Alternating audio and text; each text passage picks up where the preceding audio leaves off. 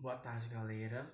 Meu nome é João Vitor e eu sou estudante do curso superior de Educação Física, bacharelado, e o nosso trabalho foi apresentar sobre o sistema tegumentar. E aí eu vou falar para vocês o que a gente optou por falar e o que é importante salientar no trabalho sobre o sistema tegumentar. Primeiramente, você deve saber que o sistema tegumentar, ele se refere à pele e às suas estruturas. E essas estruturas da pele a gente chamamos de anexos da pele.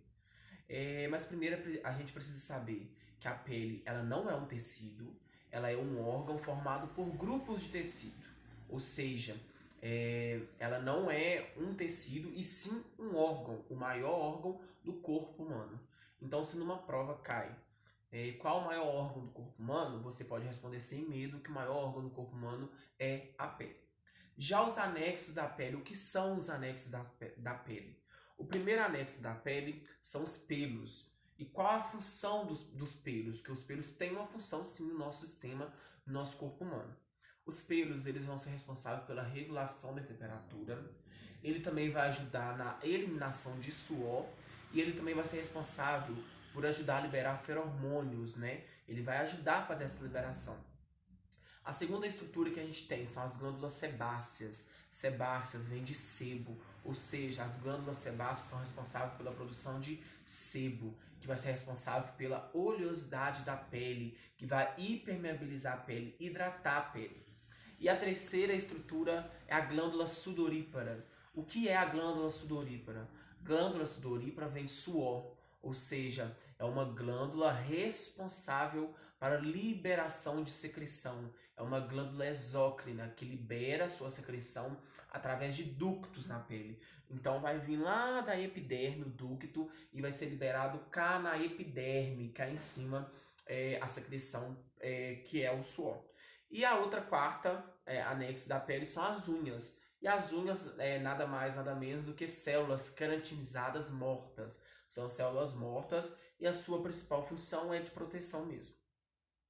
Então, a gente divide, né, o sistema tegumentar em duas camadas, a pele em duas camadas.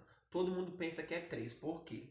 Epiderme, derme e hipoderme. Só que a hipoderme não é uma camada da pele. A hipoderme ela é um tecido subcutâneo adiposo, ou seja, ela é um tecido com presença de gordura, ela não é uma camada. Então as camadas são epiderme e derme. Aí a gente vai falar um pouquinho de cada uma. Primeiro vamos falar da epiderme. O que é preciso você saber sobre a epiderme é essencial. O principal ponto da epiderme é que ela é formada por tecido epitelial. Ou seja, quando você ouve tecido epitelial, é que ela tem células justapostas, que são o quê? Células unidas, formando uma barreira que vai impedir a entrada de micro-organismos. E outra característica de tecido epitelial é avascularizado, ou seja, não tem presença de sangue, é avascularizado. E aí que entra a derme, a sua principal função. A derme fica abaixo da epiderme, a epiderme é superficial, a derme vem abaixo. A derme é um tecido conjuntivo. A epiderme, então, precisa de um tecido conjuntivo para nutrir as suas células. E aí entra a principal função da derme, que a principal função da derme é nutrir a epiderme, porque a derme é totalmente vascularizada, com muita irrigação de sangue, muita presença de sangue. Então ela vai hidratar a nossa epiderme. E aí a hipoderme, as suas principais funções mesmo é de armazenamento de energia, e ela também vai dar moldagem, estrutura corporal. Então a hipoderme difere de indivíduo para indivíduo, porque é ela que vai dar essa moldagem corporal em cada um. Outra característica importante da epiderme que a gente precisa saber. Na epiderme, a gente encontra quatro células principais. Quatro células principais, isso na epiderme, que são os queratinócitos, né, que são responsáveis pela produção de queratina. A gente tem os melanócitos são responsáveis pela pigmentação da pele, melanina mesmo. A gente tem as células de Langerhans. O que são as células de Langerhans? São responsáveis pelo sistema imunológico. E a gente tem a célula de Merkel. A célula de Merkel é responsável pela sensibilidade ao toque. E 90% das células da epiderme é formado por queratinócitos, por queratina. E a epiderme, ela pode ser dividida em 5 camadas e em 4 camadas. Por que em 5 e em 4? Porque nas regiões palmoplantares é a palma da mão e a sola do pé, vão ser 5 camadas. E nas demais regiões do corpo, 4 camadas. Vamos então às 4 camadas por baixo, para a gente entender o processo melhor. Eu vou falar então de baixo para cima. A última, a base, bem lá no fundo, a gente tem a camada basal. O que é a camada basal? A camada basal é a camada mais profunda. É lá onde vai estar acontecendo a reprodução, a renovação de células. É criação de células, onde está tendo o meio mitódico, né? Então está criando células para mandar para as outras camadas.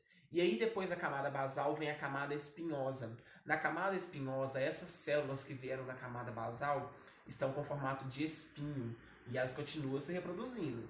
E aí depois vem a camada granulosa, que é onde a gente vai ter intensa produção de célula e renovação da epiderme, né? Vai estar tendo uma intensa renovação de reprodução de células e vai estar renovando a epiderme. E por último, a camada mais superficial, a gente tem a camada córnea. E o que é a camada córnea? A camada córnea é a camada mais externa, constituída por células mortas, ou seja, células justapostas, que aí entra o tecido epitelial que eu falei, que vão ser células justapostas, uma lá da outra, impedindo a entrada de micro-organismos e assim evitando infecções e lesões na pele, entendeu? É bem tranquilo, não tem dificuldade para pegar isso aí. E outra parte, voltando aqui nas palmas plantares, a outra camada palmoplantar vem antes da córnea, que é a camada lúcida. Aí eu não vou adentrar muito na camada lúcida, até porque mesmo o meu trabalho que eu apresentei não precisou que eu focasse muito na camada lúcida, então eu nem foquei muito nela. Mas a camada lúcida é como se fosse a camada córnea, porém a presença de células vivas. Já na camada córnea não há presença de fórmulas de células vivas. Outra coisa interessante é o folículo piloso. O folículo piloso é onde os pelos são formados, basicamente no bulbo. Então ele vem lá da epiderme, onde fica o folículo, e ele vai subindo até sair na epiderme, que é onde tem os pelos. E outra coisa interessante também, ainda sobre os pelos, é o músculo eretor. O músculo eretor, ele age sobre comando do sistema nervoso. Então, para entender melhor, quando a gente arrepia, seja por frio, por emoções, é esse músculo eretor que vai ser o responsável por esse levantamento dos pelos. E o que isso acontece no nosso corpo quando levanta os pelos? Uma regulação da temperatura, vai formar uma camada de temperatura que vai proteger a nossa pele. No mais é isso. Qualquer dúvida, mandem aí. O carro de som passando agora. Mas eu vou criar mais vídeos sobre apresentações que eu apresento na faculdade. Eu adoro apresentar trabalho, adoro. Não sou nem um nerd, longe de mim ser nerd, é porque eu gosto mesmo de apresentar trabalho. Toda a vida eu tive de facilidade desde criança. E eu apresentando para vocês aqui, gravando vídeo, é uma forma disso ficar armazenado na minha cabeça também, que eu não esqueço. Eu já apresentei esse trabalho, Sistema Tegumentar, e foi um trabalho aclamadíssimo pelos professores. A gente tinha uma estrutura de uma maquete bem feita. Eu vou tentar botar foto no final do vídeo da estrutura da maquete. E a gente também apresentou numa feira, né? Então eram várias pessoas o tempo todo perguntando e isso foi ajudando que a gente entendesse. Então o sistema documentar, para entender, ele é mais complexo do que isso ainda, mas para entendimento geral é isso que a gente precisa saber. Então é gostoso de estudar o sistema documentar. Quando você para estudar o sistema documentar, é como se você estivesse vendo uma série ou um vídeo que você gosta. Pelo menos foi assim comigo. Então, qualquer dúvida deixa aqui. Eu vou postar foto da nossa maquete, como a gente fez, vocês podem pedir ideia. Mas é isso, e foi um trabalho que eu gostei de apresentar demais. Se inscreva aí no canal então, pra gente trazer mais vídeo, mais apresentações, que aí vocês me ajudam e eu ajudo vocês. Porque quanto mais pessoas verem, quanto mais pessoas incentivarem para que eu possa gravar vídeos, eu vou gravar mais vídeos e automaticamente eu vou aprender mais. Igual ontem mesmo eu apresentei um vídeo, uma apresentação de músculos, Então, se você curtir esse vídeo, fala aí que eu posto aqui a apresentação de músculos ou a apresentação de outro. Eu apresentei também sobre lipídios, já apresentei sobre vitaminas. Então é só perguntar aí que a gente apresenta.